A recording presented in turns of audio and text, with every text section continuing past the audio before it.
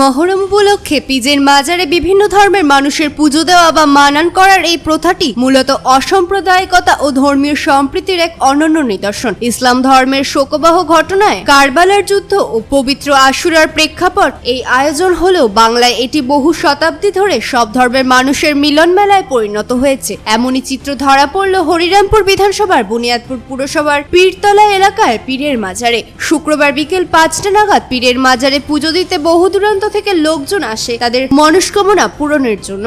এছাড়াও অনেক ছোটবেলা থেকে এই পীরের মাজারে উপস্থিত হয়ে পুজো দেয় এবং তাদের মনস্কামনা পূরণ হয়। পীরের মাজার সংলগ্ন এলাকায় জমে ওঠে লাঠি খেলা। বুনিয়াদপুর পৌরসভা সহ বংশীহারি ব্লকের বিভিন্ন এলাকা থেকে লোকজন লাঠি খেলায় অংশগ্রহণ করেন। আজকে মহরম, সেই মুসলিমদের পীর, তো তোমরা হিন্দুরা কি জন্য এসেছো এখানে? আমার জন্মের পর থেকে এখানে পীর বাবার মাজার রয়েছে। আমরা হিন্দু মুসলমান সকলে মিলেই এই উৎসবটা পালন করি।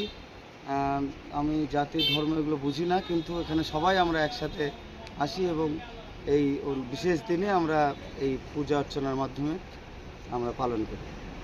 কতদিন থেকে আসছো?